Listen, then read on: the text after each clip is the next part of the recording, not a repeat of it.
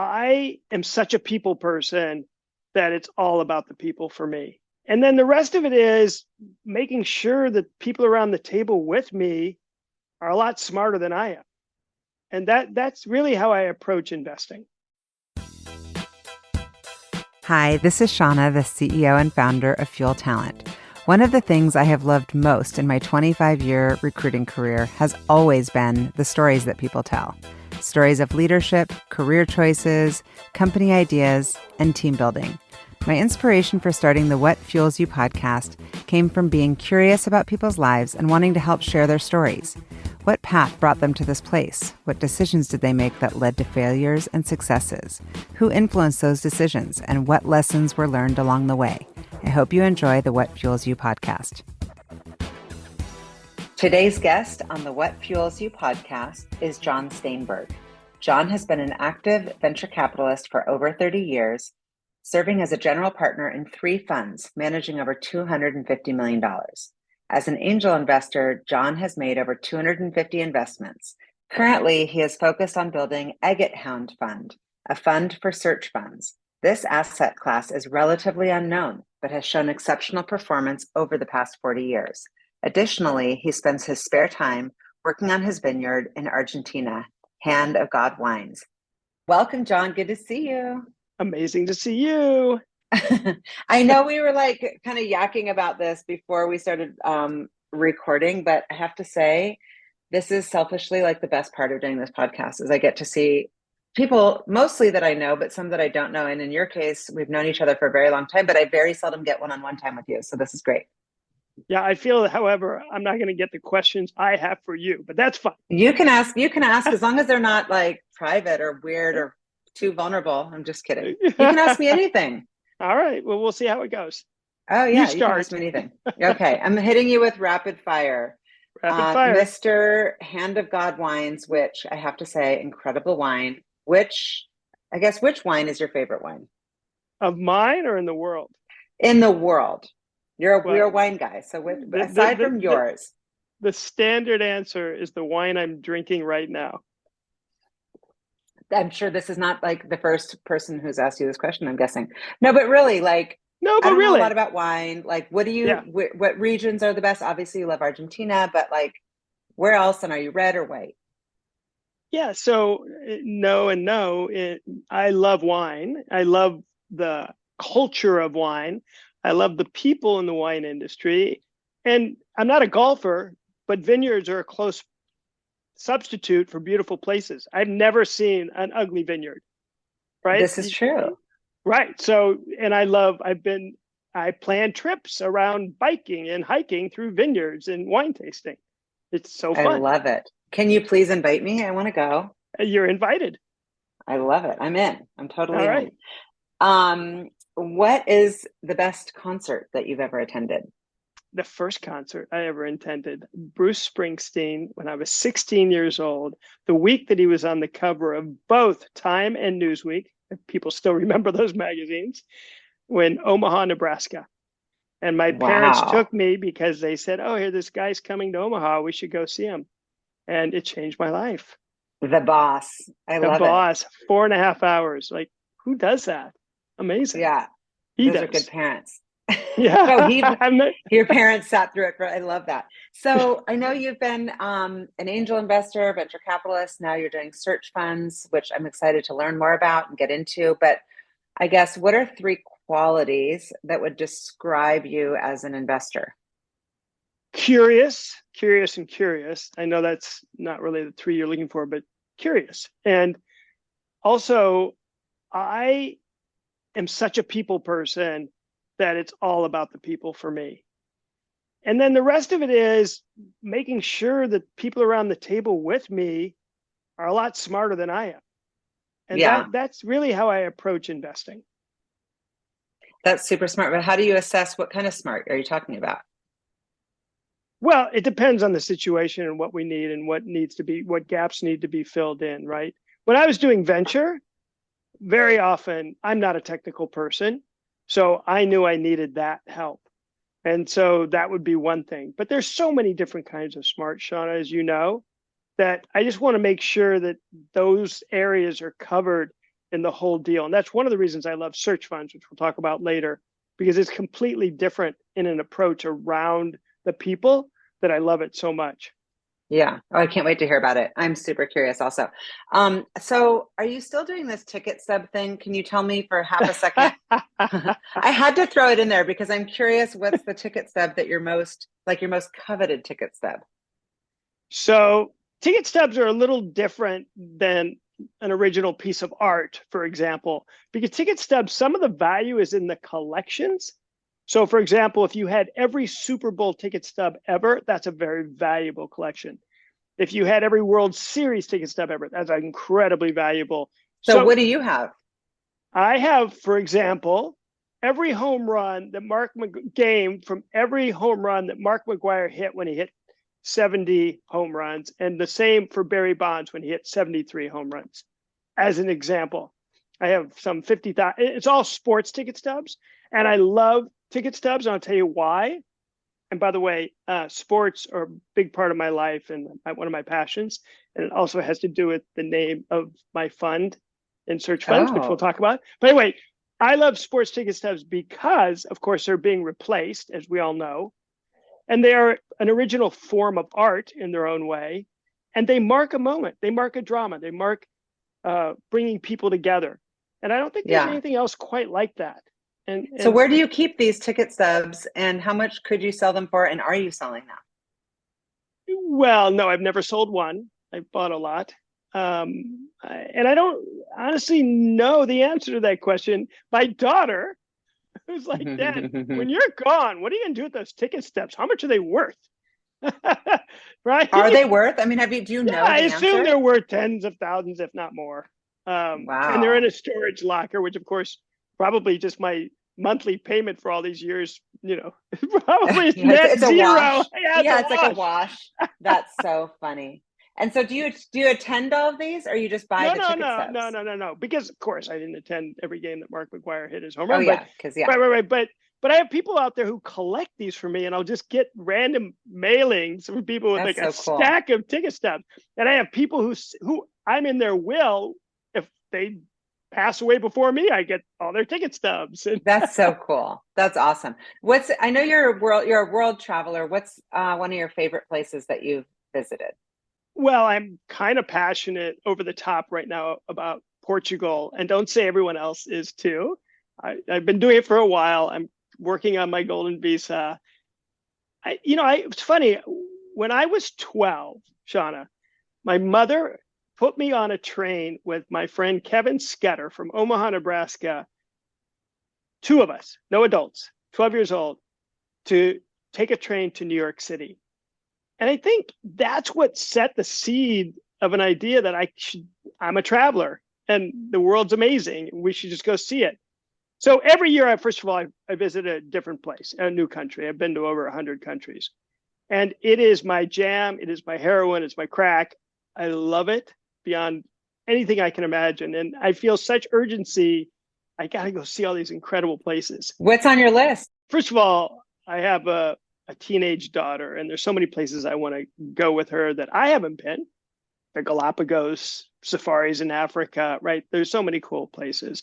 Yeah, there's plenty of places to go that feel super safe or super interesting. And actually, if I was completely retired and had all the money in the world, some people want to get their second home here and they're playing. What I want to do is get one of those condos on the luxury cruise liner and just travel the world going around. I 100% am on the same page. And I feel like, well, first of all, I'm nowhere near retiring, but I feel like that question starts to come on the back half. And people are like, Right, so what next? And I'm like, first of all, I love what I do and I'm young and like, why right. would I quit?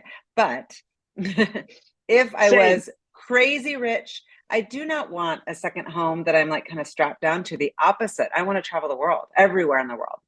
I'm the Yeah. same way. And then when I was in college, my parents were kind enough to let me go on semester at sea, where you literally go around the world, which is a I crazy love that. concept, right? I love And that. Yeah. again, it just once again just lit the fire. It Yeah. fueled me. Yeah. So I feel like you are famous, but if you could be famous for something, you really, I'm telling you, you're everywhere and you like know everybody and you're the ultimate connector. And But if you were famous for like being, you said sports are important, famous athlete, famous artist, famous rock star, what would you be famous for? God, I really wish it was doing good in the world. Honestly, I mean, it'd be great if I was a great artist. I think Banksy, whoever Banksy is, I love that he touches people's lives in the way he, she, whoever it is, does. And it brings, I mean, it's amazing how many times I see a Banksy and think how relevant it is today, what the messaging is, how it makes me smile, how it makes me think, it provokes. If I could do something like that, to me, that would be the ultimate. Yeah, I love that. Love that. And what is your, this is like a want want, but what's your biggest pet peeve? Intolerance, intolerance. People who hold on to negativity, people who make judgments about people who can't let go of past hurts. The world is so divided right now. We're not listening to each other. We're putting up walls. That's it. Thank you for saying that. I love it. Okay. If there was a book written about your life, what would it be called? Really? It would just be called Really? Yeah. That's so how every chapter would end. It would tell the story and then it would go, really? That's so funny. Lots of question marks. Yeah, lots of questions. So you tell me, I mean, if I hadn't known, I mean, I don't think, and I've known you for over 10 years, and I don't think I ever knew that you were from Nebraska. Like, until I researched you for this, yeah. I did my little homework assignment. Like, tell me more about that childhood and your parents, and like, how did they end up in Nebraska? Mayberry RFD. You know, I grew up in as middle class as could be. Walked literally. I know it sounds so cliche, but I walked in the snow a mile to school, and it was great. And my parents would say, you know, dinner's at 6, and come back when you're done playing in the neighborhood.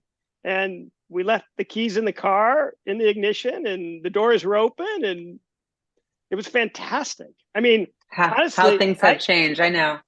Oh my gosh. But I feel super connected to Omaha. For me, besides just having a great childhood, is I think one of my joys in life is under the radar discovery. And Omaha is unbelievably sophisticated. People it's actually very interesting. There's great art galleries there. There's a really cool downtown. The people are really sophisticated. There's more than meets the eye. And interesting. And if you haven't been, by the way, I haven't been. Oh my gosh, let's go. Here, I'm making this offer right now. We're going so many places already. This is great. We're going to the Berkshire meeting in next May because Charlie Munger will be 100. And let's hope he's still there. And if you haven't been, it's an unbelievably inspiring weekend. So back to Omaha, and Omaha is a place I go back to and feel at home. And I still have family there. And, you know, it was growing up, it was easy and simple, and people were kind. And my life was pretty straightforward. I was a tennis player, and literally my mom would drop me off with 10 other kids at the tennis courts, and we'd spend the whole day there. And it was our posse. And my dad had some garden apartments. They were actually, now garden apartments are everywhere, but they were kind of a new thing back then. And I was picking weeds at 8 years old and earning my $1 an hour. And I had my first job in the bookstore in the middle of the mall at Crossroads, you know, which is a block away. And what did you want to be when you were little? Did you have a sense of like, when I'm big, I'm going to be XYZ? Well, of course, when I was 9. So I grew up being really short. And it wasn't until 8th grade that I grew like 9 inches. You know, I was going to say I was really fast. And we had this game, Killed a Man with a Football. And I was like, sure, I was going to be the next Gale Sayers. Your audience won't know who the Gale Sayers is. But no, my parents were pretty entrepreneurial. No, they were very entrepreneurial. And I had no idea what I was going to be, but I knew it was going to be something that I was going to create somehow. Yeah. And I'm guessing you were probably pretty studious, Stanford. And how did you decide who was guiding you through those types of decisions? Like back then, it was so different. Okay, you want the single probably biggest moment in my academic advancement was in third Sure. grade. Third grade. And it's Okay. when, so in kindergarten in Omaha, there were 4 levels of class for any grade, kind of the not so smart and the smart. And that was all determined by a test they gave us in kindergarten where you had to draw a human. And I can't draw to save my life. So I was put in the low class and I was completely bored and I was acting out and I was a class clown. And finally, my mother went to the school and said, put him in the first class. This is crazy. And that changed everything. And then I competed. Wow. But I That's mean, awesome. that's a pretty amazing that she saw it and did something about it. Yes, absolutely. And you talked about this posse at the tennis club playing tennis. Not And sounds tennis like you club. had Let's be clear, honey. We didn't. okay. No club. It was the public courts. Okay, your posse at the public courts. Are you still in touch with these people? And Oh yeah, would they say like this is the same John from like fifth grade? absolutely, absolutely. What has changed as far as like not saying like have you changed with money and success, but more like what has changed as far as your interests or your drive, your values, like anything changed since then? Or are you like kind of like this is who I am and how I've always been? Well, I hope I'm a little bit wiser and a little bit more mature and a little more thoughtful and a little less selfish and before the word growth mindset was coined, I think I've just always had that. And I don't care if I'm 60, 80, whatever age, I hope I'm still learning and I hope I'm still growing and I hope I'm still being a better person. Because that in the end, for my mom instilled that in us, and that's as core as it gets for me. So Yeah. I think they would say I'm pretty much the same guy. Yeah. And But who's the us? You have siblings? yeah, so I'm the youngest of 4. Uh, Oh, yeah, and the baby. I have a brother in St. Louis who's been quite successful monetarily, and I have a sister who's an occupational therapist in Omaha who was very successful in her career, and I have a really warm, big-hearted brother in Lincoln, Nebraska, and Love that. we're all quite different though. And who influenced you as a kid? Was it obviously all your siblings, your parents? Did you have any mentors or teachers that saw something in you? Okay, another mother story. My mother, uh, she was not afraid to do things outside the box. And I think I get a lot of it from her. My dad passed away when I was pretty young. And so she had to take on a lot with 4 kids. But I remember in 4th grade, she went to my homeroom teacher and said, we're traveling. Would it be okay if John lived at your house for a week? Like, who does that? Did the And teacher say yes? yeah, oh yeah. And then I did it in 5th grade. I did it in 6th grade. And of course, people hate it. The other students were like, who is this guy? He's like the teacher's pet, staying at their houses. That's so funny. Well, she had to get it done. She had to get it handled. Well, she did something right. And then you went to Stanford. Were you just like really studious? Like who told you about Stanford versus some other school closer? Well, I'm a little bit over the top when it comes to probably doing too much. And so I was one of those kids that before the Common App, right, you can now apply to a bunch of schools.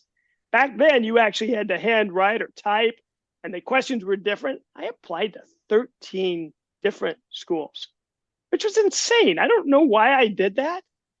Honestly, I remember getting the Yale's Insider Guide to Colleges, and I was like, oh, that one looks good, and that one looks pretty good. And that You were having FOMO just the same way as you go to like 6 events a night. You're like, well, I didn't want to miss out. I mean, what if I like Stanford? What if I like right, Yale? absolutely. And Stanford wasn't Stanford then. It wasn't the name that it is. It didn't have the same cachet. Of course, it was a good school, but it didn't. I didn't think, oh, I got in, amazing, right? I was happy. It's like great, but Yeah. I really wanted to get away from Omaha, but not because I wanted to get away from Omaha, because I wanted to get away and see the rest of the United States or see a different part, just like the travel thing, right? Yeah. And so it was either going to be East Coast or West Coast. It didn't really matter that much to me. And so talk about how life sends you in directions. I was only one of two white people who selected, signed up for the Black theme house at Stanford as a freshman. And I didn't do it for any special reason other than I thought I only had a few Black people in my high school class of 800. That'll be interesting. And I mean, nobody asked to do this. Actually, ironically, one other person asked, and they were white and they were from Nebraska, and we did not know each other, which is maybe says something about Nebraska. But that selection changed my life, and it ultimately led to me being at Microsoft. So tell me more about that. What was the house exactly?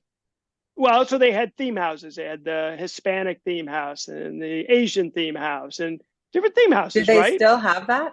Yeah. Yeah. Wow. Okay. It's called Ujamaa. In fact, I was just back from my reunion less than 3 weeks ago, and I had dinner with a bunch of friends from Ujamaa. We all get together and still talk and see each other. And it was fantastic, but it was like a completely different country based on my It's experience. men and women in this house? Yeah. And so 50%, 50% how many Black. people are in it? I think there were 100 total. 100 people, 50% Black, 50% anything White. else, or white? Yeah, but mostly white. No, but everything else. Yeah. Rest of world. Wow. Yeah. Yeah. You were trying to like open up your world to meet different people. So I don't know why that is that I do that, but that's the traveler in me. Right. Yeah. And I just thought, well, I'm going to college. The humanist in you. Yeah, for sure. Right. How did you decide to study econ and Asian studies? Were you planning on? Honestly, here we go again I probably had 7 majors before I decided on econ. And I ultimately decided on econ, and I'll tell you, this is bearing the truth. All the other majors were too damn hard. And so I'm like, wait, there's a bunch of jocks in econ, and I know that I can still do well in this and still party with my friends, because most of my friends were like pre-med. And if I had done that, I would never have had the social side. That would have been, pre-med was like having a sport. Yeah, all consuming. All consuming, right? And so I figured out that I could do econ and be with them. How did you decide also Asian studies? Like, what were you? Yeah. So, gosh, you're asking good questions. But when I was 13, someone gave me a book that actually had a profound impact on me. And I don't know if everybody will remember this book, but it was called Journey to Ixtlan. You know that book? Carlos Castaneda. Carlos Castaneda, the Yaqui Way, Yaqui being an Indian tribe, Mexican Indian tribe, as I remember. Anyway, it was about, it's going to sound bad, but it was about shamanistic activities, which included a lot of peyote. And I thought, this is so interesting. What a different view of the world this is. And as I started going down the path of learning about different cultures and different shamanistic rituals, I got very into Buddhism.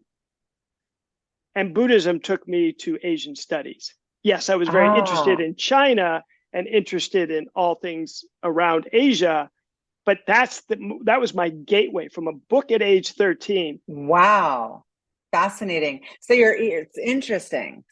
So you're studying econ, Asian studies, and is anybody kind of saying, were you working through college, or like, what were you thinking is? I always had a job. That was the thing. I always had to have a job. And so my job was to be an RA. I just figured out that was the best way to have a double and get paid and fulfill my requirement to my own parents to have a job, because Stanford was super expensive and they were super generous. And we didn't have a lot of scholarship money. So I was like, yeah, I'm going to work for sure. So you kept this RA job, but, some of these, I guess, investment banks and management consulting firms back in those days were the ones that like kind of went on campus and did recruiting.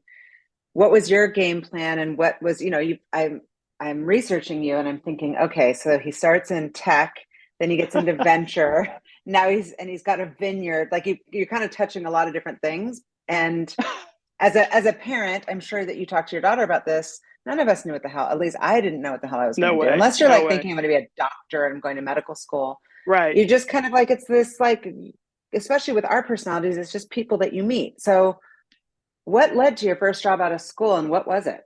First of all, I got into business school from undergrad, and they were kind enough to say, you can come now or come in 2 years.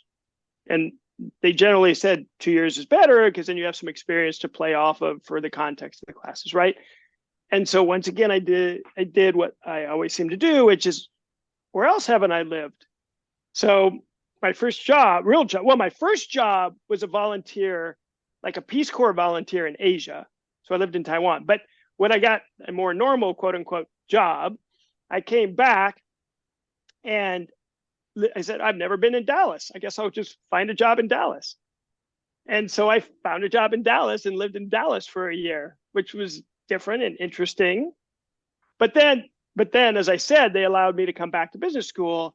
And I remember going to the library back then and getting every entrepreneur magazine, Fortune, Forbes, Inc., Entrepreneur, and ripping out pages of interesting people. Like I did this. I had files that were this thick of like, that person that is so interesting. And so that's really how I was forming my ideas. And over time, because I was in Palo Alto and because I'm looking at entrepreneurs, I'm learning about venture capital. And my father was a real estate guy, and I love real estate, and I still love real estate. And Joel, we talked about earlier, our mutual friend, still invest in real estate. But I was learning about venture capital. And so I thought, that's really what I want to do.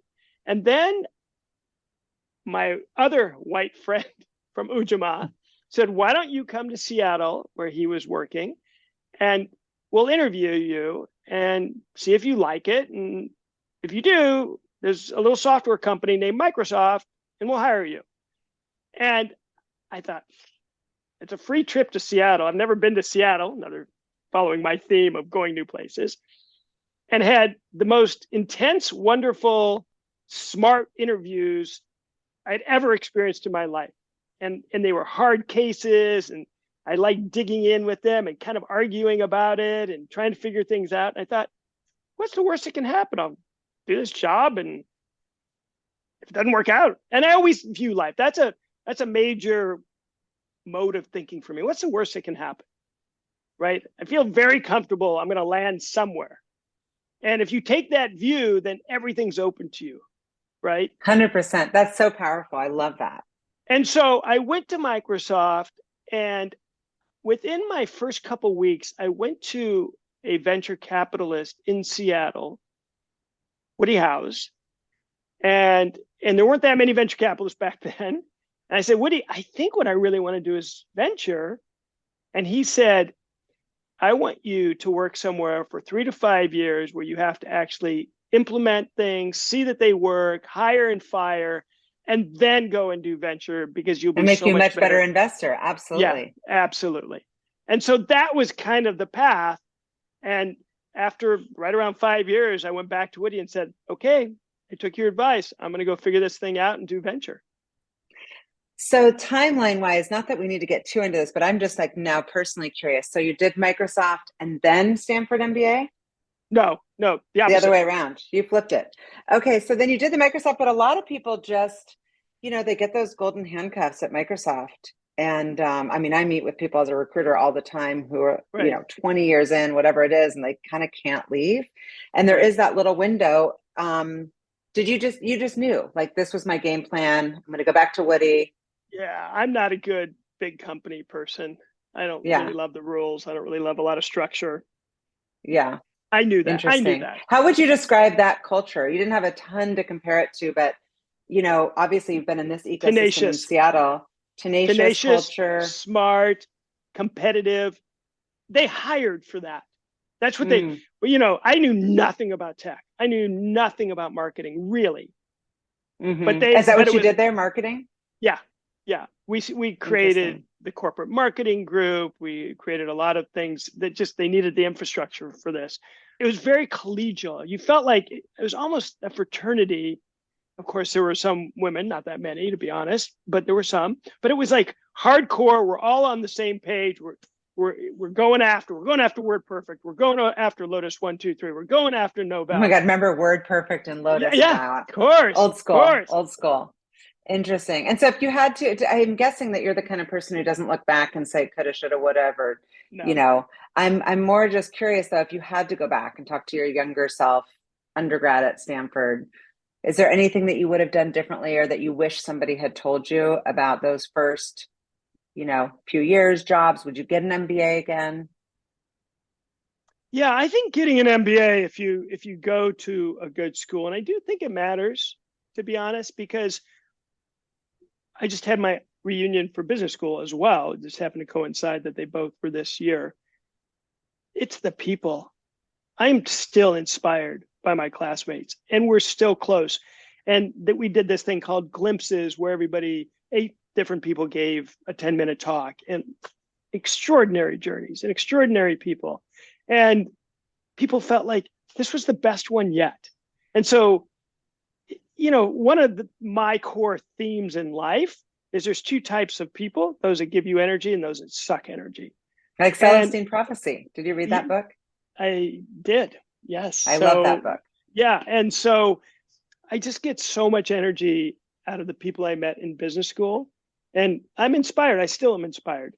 So tell me about your early days as a venture capitalist. I know that you've invested in over 400 companies, lots of, I'm reading this. I'm like Seagate, Spinner, LiveBid, InfoSpace, Cafe Yeah, Press, there's a lot. Splunk, Yeah. Avalara, DocuSign, Yeah, crazy. Facebook. What lens do you look at, and what was your very first investment that you made? Well, so there wasn't a venture firm up here that was going to hire me. So I started by basically finding deals and then pitching them to individual investors and doing one-offs. And they were just local deals. And honestly, I'm not sure I remember the very first one we did. That's a great question. I'd have to go back and look. What was the first win? I guess you might remember that one. The first one that you were well, like, the first real win was Spinner, which was sold to AOL. That was a really good outcome, and I'm still in touch with the founders. And it was such a great concept because they literally had a bunch of turntables, and they were broadcasting them on the web. It was so old school. Old school, great. yeah, so old school. But I started by doing these one-offs. And after a while, people said, okay, stop coming here. We get what you're doing. Why don't you aggregate, put a fund together, and then we'll invest. And I did a little fund, and then I did a little fund 2, and then I was part of a bigger fund for fund 3. And it was amazing. But it's so different than it is today back then, because there just weren't that many people doing it. Yeah. And everybody knew everybody. And Sand Hill Road was the place. And I always think about how can I differentiate myself in the ecosystem, right? I'm never going to be smarter than everyone else. I'll work as hard as anyone else. But how do I create a way to be adding value uniquely? And so my pitch back then was pretty straightforward. Microsoft mattered to Sand Hill Road and to Silicon Valley in a way that is different than it is today. And so I would say I'm going to be your source of always either helping you partner, or getting competitive information, or figuring out that relationship. And I could do that uniquely because I was there for 5 years. And so I would get into deals because I would say that. And I wasn't very big, so I wasn't taking too much of the deal. So people let me into some really interesting deals. But I had to figure out what my positioning was. What your positioning was going to be. And so when you are investing, whether it's like through the fund or just as an angel investor, are you more like looking at a bunch of data, or are you more gut or team or total addressable market? Like, what criterion are you looking at when you're looking at a deal? Yeah, I think this question comes up almost every time. And I think in the beginning I was more about the data, and today I'm probably more about the gut and the feel and the people and who else is around the table. And as you know, Shauna, very rarely, less than 1% of the time, do these deals ever go from point A to point B as is presented in the business plan. So you got to have people that can rally the troops around any kind of pivot there might be, and people who can, of course, see the pivot and appropriately do the pivot, whatever that looks like, right? So then what attributes would those be? If you said there's 3 attributes that are like absolutes in an entrepreneur. Well, I think sales is always undervalued. You're always selling, right? You're always selling, whether you're selling to your own team, whether you're selling an idea internally, whether you're selling to get a new hire, whether you're selling to customers. So I think that I want to know that people can do that and do it effectively. So I want people, besides being able to sell, I want people to really, and I think Jeff Bezos probably really instilled the idea better than anyone. Customer obsession, really understanding product market fit, really understanding how to delight. Like, what is it that you're doing that is going to create such value and delight for the customer? And how much of an obsession do you have with that? Because if someone comes in and says, oh, the market's really big and the market needs this, I just want to know how they know it. There's very few people, there's just almost nobody besides a Steve Jobs that could see around the corner. So it's important for me to kind of get in the head of someone to really understand where the idea is coming from and how is it being tested in their own mind and what's the rigor behind that. So I think those 2 things are really important. That totally makes sense. What about experience? Like, have they done this before? Well, we are going to talk about search funds, and I don't value experience as much. Certainly, the record of second-time entrepreneurs, I think, outperforms. But there's plenty of really smart people in the world that can pull this off. And I bias towards that because I get excited about working with them even more. But sure, I'm not going to sit here and tell you that if someone's been successful once and they come in with an interesting idea, they get points for that in my evaluation, of course. Yeah. Well, that's just, very, very that's just smart. natural. Makes sense. Right. That's just natural. Yeah. Is there a story of a startup that you've invested in or that you didn't invest in? I think I know one that you didn't invest in that you've told me about, but is there, let's just talk about the ones that you did. Is there a story about a startup that you've invested in that's been particularly either memorable or impactful? Oh gosh. I mean, it's funny. I feel like I once said to a mentor of mine, how do you know at the beginning what's going to be successful? And, the line that I always say is, a venture capitalist's favorite deal is the last deal they did. And it's because everyone loves the new, they're excited about it. And it's amazing how many times I've been surprised both ways, like a deal that I thought was certainly going to work. But one of my favorite deals is a very quiet deal locally. And it's a guy that most people don't know, but he has for 30 years just been an incredibly successful operator who runs cable companies. Oh. And most people don't even know about him. And he's a good guy. He's smart. He knows how to run teams. He's been incredibly successful. And it's so fun to see him execute. Steady, steady, steady. And he sees it in a way others don't. And that's been fun to be part of his journey. And I'm grateful for having been part of that. So that's one of my favorites of all time. Yeah. And how do you feel like the scene? I know you mentioned that things are different now. Yeah. How has the tech scene evolved over the years since you landed in the scene? Different. I mean, everybody's a venture capitalist today, right?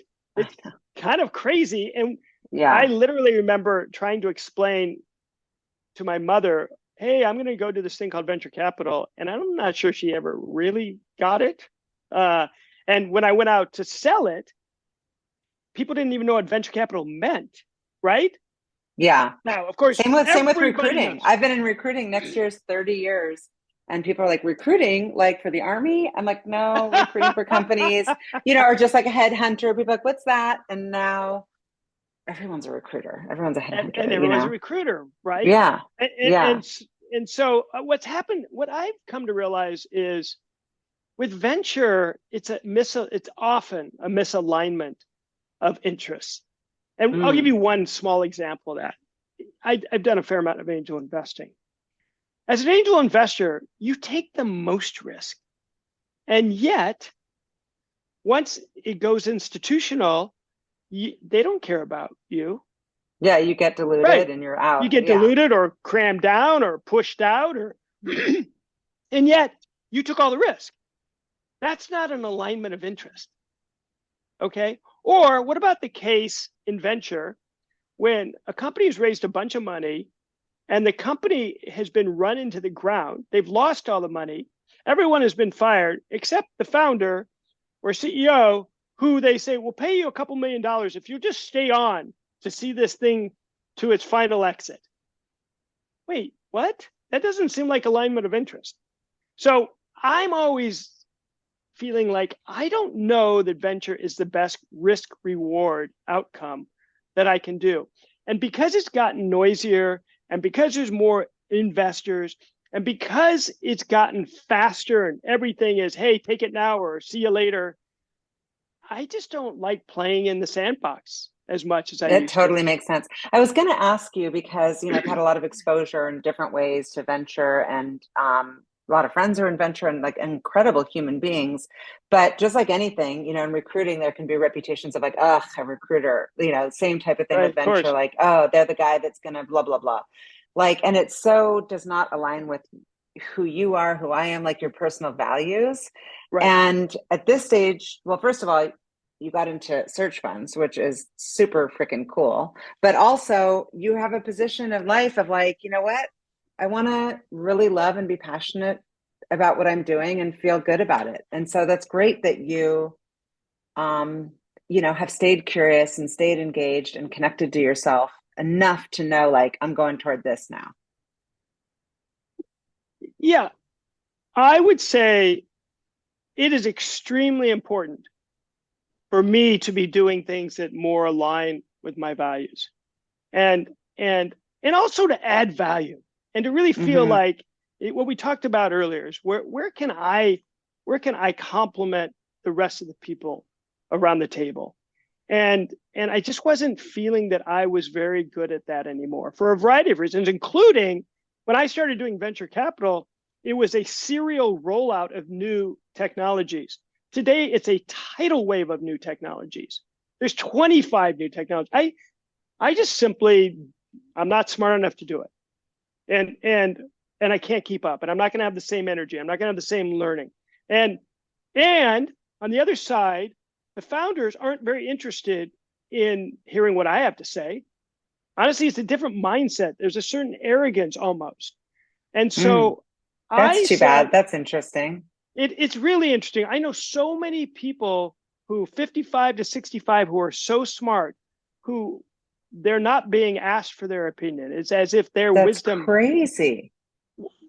believe me, this is true. Now, if we get to search funds, that is not the case. I want to know about search funds, and I know it's Agate Hound. I would need to know, like, how do you come up with the name? Is the first question, and the second Okay. question is, what is a search fund? All right. Well, let me say what a search fund is first. So, Okay. a search fund was invented at Stanford and Harvard, and it's a terrible name because it's not a fund. And now they call it ETA, or Entrepreneurship Through Acquisition. And it is a formal class taught to MBAs. In fact, it's one of the most popular, and there's often wait lists now, but that's only happened in the last few years, whereby it teaches an MBA how to search for, acquire, and run a small business. So a $2 to $5 million EBITDA business. And it could be anything from HVAC to gutter cleaning, to arborists, to street cleaning, to dental clinics, to airplane parts, services. It's a very that they broad. want to exit, that the founder might want to exit, or they can't scale it themselves. Both, Okay, right? But it's successful. So it's already successful. The criteria is it has to have at least 3 years of consecutive years of growing EBITDA profits. And what's more likely than they can't scale it is more likely, and YPO is full of these companies actually, that it's successful and that person is taking out a couple $1,000,000 a year and they're very happy with the way things are going, but they're 65 or 70. The kids, as you know, no longer want to take over family businesses in the same way they used to. And so they're looking for an exit. And because it's on the lower market of private equity, it's a tough market. There aren't as many buyers. What are the multiples typically? Yeah, so it's generally speaking, and there's a great study to look at this, the Stanford Primer on Search Funds. If anyone's interested, it's really well done. It was invented at Stanford Harvard. Anyway, to answer your question, it's 4x EBITDA. And the magic of that is if you can grow it to where the level of private equity players, the funds, the larger funds buy it, they'll buy it for 7 to 10x EBITDA.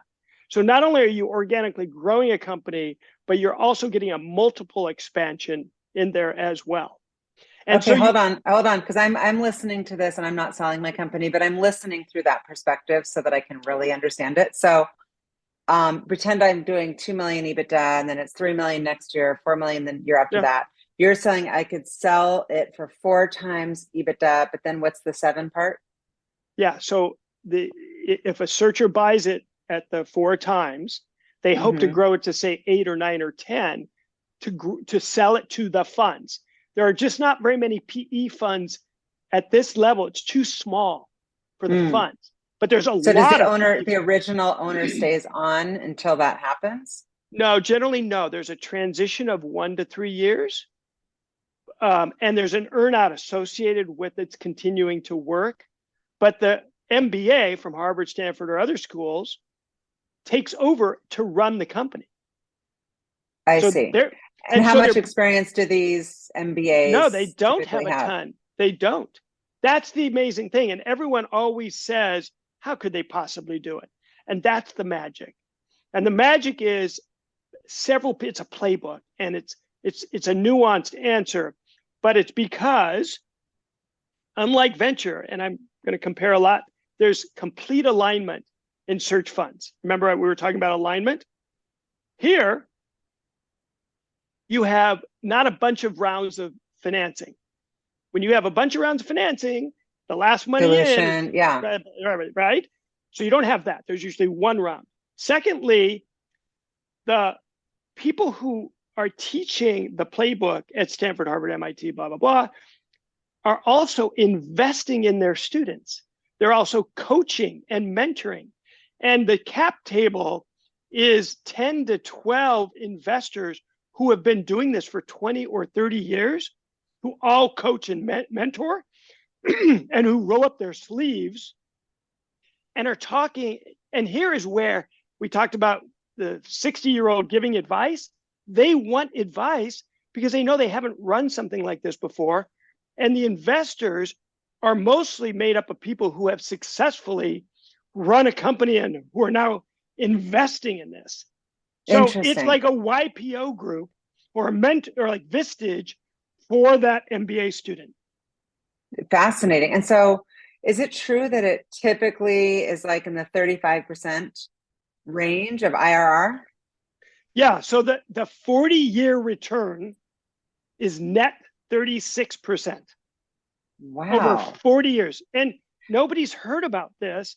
And it is because this playbook, it is because of the mentoring, it is because you're buying below the radar. And it's going to continue because we have this baby boomer, what's called the silver tsunami of all these people who have to exit their companies.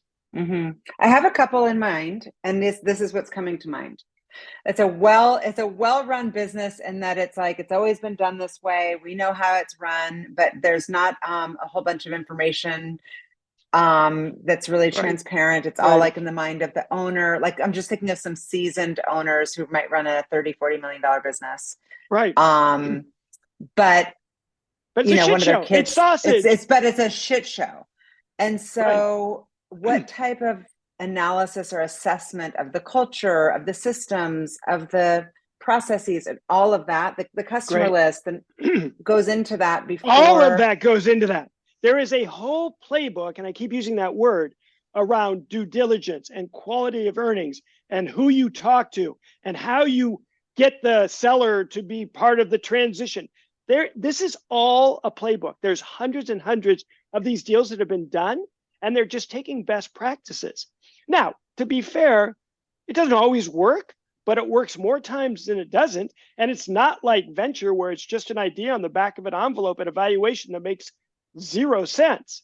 Okay, so if I'm coming in and I'm investing in the searcher, how many different companies or how many different MBAs am I getting like a piece of? Like what I'm putting in air quotes. Yeah, no. So generally speaking, each MBA searcher, and it can be two, it can be a team of two, is going to raise their little pool of capital to pay themselves enough for up to 2 years searching to acquire.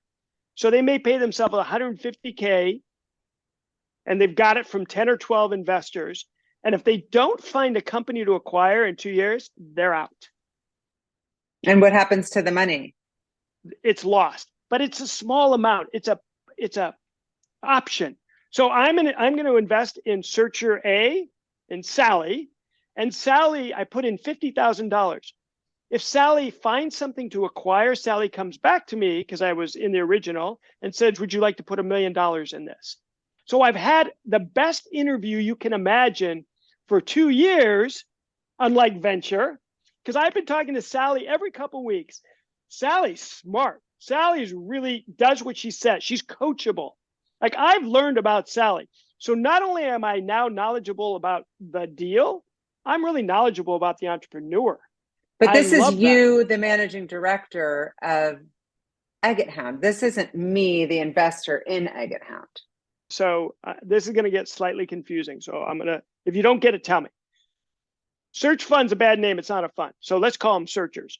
So there are funds that invest in searchers. The best funds also teach the course.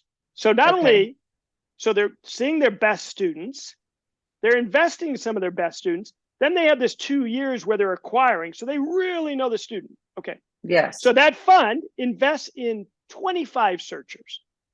Okay. A third of those will never acquire. So maybe they'll invest. So maybe there'll be 17 acquisitions in those 25. You still following me? Mm-hmm. And maybe the fund says, I like 15 of those 17. I didn't really like Sally. I didn't really like that acquisition. I'm not going to do all of them. So that fund, we'll call it Fund A, has 15 acquisitions in the fund because they invested in 25 searchers from Stanford, Harvard, MIT. Okay. Agate Hound, we're investing in the funds that invest in the searchers. I see. So you're like the connector to the searchers, to the funds of the searchers. Right. We're the fund of funds because you're the fund of funds. Yes. What I figured out is that the asset class has had these outsized returns. And by the way, when I say outsized, 35% compared to PE, which has been around 15%. So it's not a little bit. And if you understand the magic of compounded interest, that is a massive difference in outcome a few years out. Yes. How long have you been doing it? The guy who invented search funds was my professor at Stanford. He's an advisor and mentor to me now. And I've been investing for 5 years, but I started this fund just recently. And I love it. In the last couple weeks, I've been to the Stanford Search Fund Conference. This Saturday, I was at the Harvard Search Fund Conference.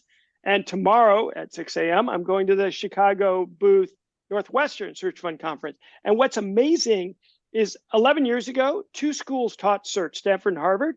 And now 25 business schools in America teach search. And now these search fund conferences, Harvard had 1,000 people and there was a wait list, sold out.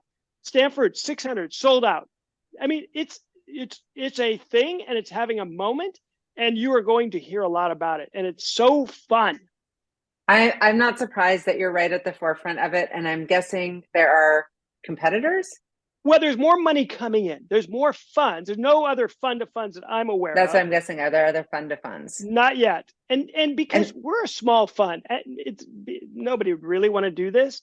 It's perfect for me where I am in my life, but it's not. We're not going to get a bunch of fees. I'm only going to do well if the asset class does well. But I'm supremely confident in that, and I'm backing it up. I think I'll be the largest investor in my own fund. But because it's done it for 40 years, and because the playbook is so good. And what I love about it, one other point, is no faster way to be a CEO than buy a company. And guess what?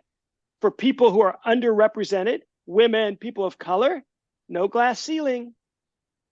Yeah. Oh, it sounds, you're giving me chills just hearing about it. It's so exciting and so cool. Is there anything else that you can tell us about this asset class? Because, you know, maybe people listening have heard of it, but why is it such an unknown asset class? And what can Honestly, others that are listening do to kind of learn more? Great questions. So it's been unknown because the people who have been investing in it, I don't think they would say it this way, but the truth is it was an insider's game. It felt like Sand Hill Road 40 years ago, when literally if you wanted to do venture, you can't get in on these deals. Yeah. Can't get in because you're not in the club. And now more and more funds are being formed. So the asset class is maturing to the point where a fund of funds makes sense. And if you want to find out more about it, feel free to go to agatehound.fund. I have a resource page, or Google or Bing. We're in Seattle, I'll say Bing. Search funds or ETA, entrepreneurship through acquisition. Stanford's got several papers on it. You're going to hear more about it. And for people, by the way, I'm investing in the traditional search fund model, which is MBA straight out of business school. But there's a bunch of various. There's incubators and accelerators. I have a friend who is mid-career who's thinking about going to do this and acquiring a company. It's really cool. I think I'm excited. Well, I can tell, and you're making me excited. Tell me a little bit more about Hand of God Wines. I love your wine. Is that just a passion thing, or is that like a business that you're like spending a ton of time on? It's 17 years. I know, 17.8 years. Yeah, I love it. Yeah, so, it was one of those moments where, what happened, I turned left at Albuquerque. I just went down to Argentina and fell in love with the beauty of this place. I had a moment where I walked onto what became my vineyard and I felt something. I don't know if you've ever had that moment in life. I've had it a couple times. And it was like, I need to buy this land and I need to do something on this land. And I am from Nebraska, so the farming aspect of it resonated with me. And my partner, Santiago, is an amazing winemaker. And it was a checkbox item I always wanted to do. And I don't know where it goes from here. It's a really brutally hard business. And I actually like to compare the wine business. If you do business school, if you go to business school, they talk about business case models, models. And wine may be the worst business model I've ever encountered in my life. Yeah, you're like, let's not do that. No, seriously, like people say to me all the time, I really want to get in the wine business. And I think to myself, go buy a company, do a search, make a lot of money, and drink great wine. Because search is the single best business model I've ever seen. So hopefully I've learned something over here. I've got a lot of great wine. I have a really great community. As you know, I put on 1,000 dinners with my wine. Yeah. Are you still doing those, or did they like fall off? I do. No, I've done Salt Lake City, San Diego, San Francisco, and Seattle in the last 5 weeks. Yeah, I'm super into it. So you are one of the busiest people that I know. I always see you at things and then you're like, I came from this event and I'm going to this event, and I don't even know how many you hit a night. What is where does that juice come from for you? And how do you balance it? Like when you're not at these events, what are you doing at home? Are you chilling? I meditate every day. I have to. I have to. I'm a total addict to Headspace and Andy. I don't know if you know what I'm talking about. I do know exactly, but I do Calm and I do Yeah, Calm's what's her good. name? I can't remember her name, but I like her voice. Yeah. Okay. Okay. But Headspace, how long do you meditate? 20 minutes. 20 minutes. Wow. But it's amazing. It really is amazing. It's changed my life. And I used to laugh. Believe it or not, my sister, to her credit, took me to a transcendental meditation when I was 11 years old. And I have my mantra, and I'm not going to tell you. And they used to say if we could just get 1% of the Earth population meditating, it would be a much better place. And I used to scoff at that, and I now really believe that. I 100% agree with you. Are there other rituals or daily habits that you do or live by that you can share? Because we all want to be a little bit more like you. That You that do is so probably much. not true, Shauna. That's funny you say that. Well, Look, I wake I'm just up checking every for me. day. I wake up every day and I say a prayer. I do. And I check in with my gratitude and I set intentions. And then I have a really big cup of coffee. I love that. In that order, I would be my coffee would come first. But yeah, I love that. That's a good morning. I'm a total biohacker, and I hear about these people who are doing their 10 minutes of sunshine in the eye and then a little salt water and then the cold shower. I'm like, no. Cold plunge. Yeah. Yeah. No, I'm not into that. I would be doing all of it if I could. I'm like, I start and then I lose interest. My only consistent thing is I'm really trying to do the meditation, very challenging. So that's incredible. And then of course, coffee, that's just like a need. You know what's a fun thing to do on the meditation, just really quick? For several years, I had a friend and we would meditate every day together on the phone. It's really a nice thing to do. And it kept us accountable. So just call and then we set a time and just put it on. Yeah. Oh my God, I would start laughing and I would start talking. I would ruin you and I would not be able to do that. Okay, we would that's not. I'm not your right accountability partner. I love that. Well, okay, yeah. Can I just say, laughing is the best. Oh, and I'm so fun. It's so fun. It's so fun that you and we don't talk nearly enough that we can sit here and do this and laugh as much as I'm just loving that we're just laughing with each other. So yeah. Laughing is good medicine. We need more of it, more meditation, more laughter. Okay. My final question for you, because I'm gonna let you go because you're going on probably 20 different things tonight, is what fuels you? This fuels me. Really. I'm not just saying that. I was thinking about this all day. I was so excited to be able to spend time with you. You're so sweet. It's I'm not playing to the audience or the host here. I learn something every time I have interactions. I brought some smiles to you. You brought smiles to me. I learn something every time. I'm just one of those. I think it might be my genetics. I truly am a person who's grateful for almost everything. The good, the bad, and I honestly believe stuff happens and I get the choice on how to react and how to learn from it. Thank you for listening to the What Fuels You podcast. Be sure to subscribe, rate, and review on iTunes, Google Podcasts, or Spotify, and follow us on social media to keep up with the latest news and episodes. You can also contact us at podcast@fueltalent.com to provide feedback, ask questions, and share topics or guests you would like us to cover in the future. We hope you feel inspired by our guests and that we have helped fuel your day. Join us next time for another episode of What Fuels You.